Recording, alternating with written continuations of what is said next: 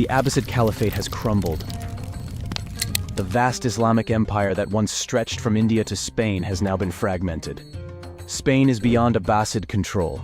Egypt is taken over by the Fatimid dynasty, and the northern frontiers are under Seljuk control. Even part of the Levant and the Holy Land are now lost to the Christian Crusader forces. The unification of all the Muslims under one banner is now a dream long gone. But still today, we talk about this era with great interest as one of the most important turns of events in history. In the year 1149, a young boy of 10 named Yusuf ibn Ayyub was playing in the yard of his home. Suddenly, he heard a call from the minaret of the mosque. The Zengid Sultan, Nuruddin Zengi, has returned victorious after a decisive battle with the Crusaders in Edessa. Edessa is now part of the Islamic Zengid dynasty. Hearing this news, people flood the streets in a victory procession. The bravery and praise of Nuruddin are on everyone's tongue. Young Yusuf joins the rally as well. This event will have an everlasting effect on his young mind. Young Yusuf will grow up one day to be recognized as Saladin. At the age of 15, Saladin moved to Damascus with his family to complete his study. Damascus was then the capital of the Zengid dynasty, seat of Nuruddin.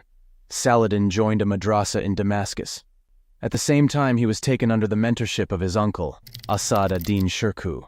Shirkuh was a general under Nuruddin. He was a man of solid build, a battle-hardened warrior. He lost one of his eyes in a battle and so used to wear a patch. These made him an imposing character.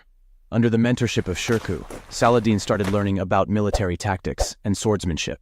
After completing the training, Saladin joined Shirkuh's battalion and entered regular military service in the Zengid army. Meanwhile, in Egypt, a power struggle has erupted between two viziers of the Fatimid Caliphate. The Fatimids were a Shia dynasty, and the Abbasids were Sunni. Sunni and Shia are the major two denominations of Islam. Historically, the two dynasties are rivals of one another. Anyway, back to Egypt. The two viziers trying to capture the de facto rule of Egypt were Shawar and Dirgham. Shawar was driven out of Egypt by his rival Dirgham. Shawar asked for help from Nuruddin, so in 1163 Nuruddin sent in an army under the command of Shirkuh to Egypt. Saladin also joined the army under his uncle's command. Saladin did not play any major role at this point, but the events that are about to unfold will be his first real lesson in military tactics and politics. With the help of Shirkuh's military prowess, Shawar was reinstated as the Grand Vizier of Egypt. Shirkuh garrisoned his army near Cairo to support Shawar's rule. But as time passed, the presence of a Sunni army in the heartland of the Shia dynasty started creating political friction in the Fatimid court. Shawar was under great pressure to drive the Zengid army out of Egypt, but he himself had invited them, and without the support of this army, it would not be possible for him to hold on to the power. So, Shawar started shopping for a new ally.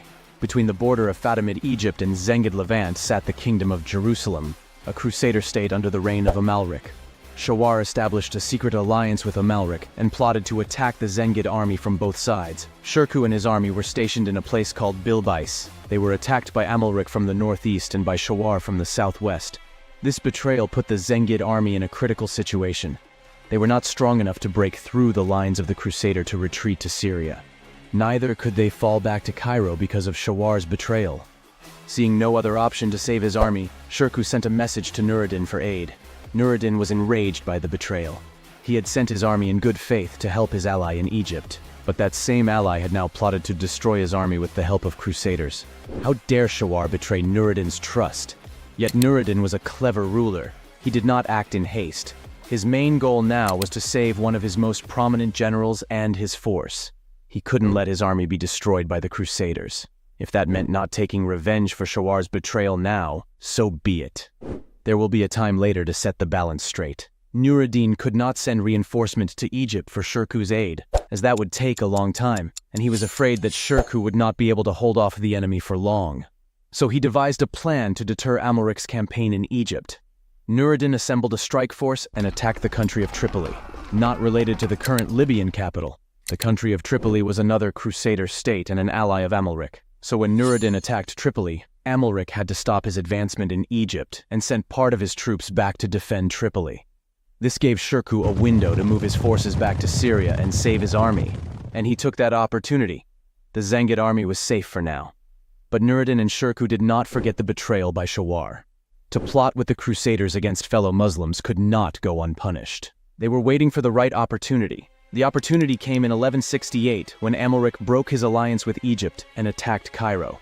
Amalric always had his eyes on Egypt, not only for the expansion of his territory, but also for the vast riches of Egypt.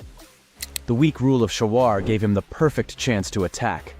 Amalric assembled his naval force and sailed towards Cairo through the Nile Delta. Egypt was too weak to defend itself under Shawar's rule, so the Fatimid Caliph, Al-Adid, begged Nuruddin to come and rescue Egypt. This was the moment that Nuruddin was waiting for. All these years of waiting in patience for the sweet taste of revenge had finally paid off. If they enter Egypt now as a liberating force, they would have the support of the people of Egypt to depose Shawar. And as a bonus, they will also be able to defeat the Crusaders in yet another battle. So, the Zengids under the command of Shirkuh marched into Egypt. Saladin joined the expedition as well, this time as the commander of a battalion of the army. The Zengids and the Crusaders came face to face at a place called Al-Babain, west of Giza, near the desert border of the Nile. The Zengids chose this location intentionally for a strategic advantage which will become obvious later during the battle. For the time being, Saladin took control of the right wing of the army and Shirkuh took the central command. The Crusader army was greater in number and stronger in arms than the Zengids, so Shirkuh and Saladin started discussing a battle strategy to make those advantages of the Crusaders ineffective. They came up with a clever plan.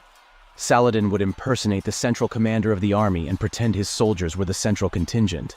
Shirkuh did not station all of his troops in the battlefield and hid part of them behind the dunes in the desert. As the Crusaders did not realize the plan, they charged with full might toward the Zengid central force.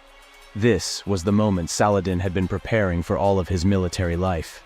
If he couldn't defeat the enemy with sheer strength, he would do it through strategy. As planned, Saladin staged a feigned retreat. He commanded his army to fall back into the desert. The Crusaders chased Saladin and fell right into his trap. The heavy cavalry of the Crusaders lost their advantage in the steep and sandy terrain. They could not move quickly, whereas the lighter Zengid cavalry could move much faster on the same terrain. So, the early advantage of the Crusaders was lost. Their lines broke down, and the battle was fragmented into smaller skirmishes rather than a concentrated central attack. Shirkuh was waiting for that exact moment. He took his reserve force and returned to the offensive, and at the same time, Saladin turned back with his force and launched a counterattack from the other side. Stuck between the dual offenses, the Crusader army was completely crushed. This was the first sign of Saladin's military genius, his first taste of victory against the Crusaders. From now on, Saladin is no more a bystander. He now has an active role to play. The young boy inspired by the tales of defeating the Crusaders is now capable of defeating the Crusaders on his own. Join us next time as we explore the early years of Saladin's administrative and military career. How he becomes the Grand Vizier, protects Egypt from yet another Crusader attack, strengthens the nation, and eventually becomes the Sultan of Egypt.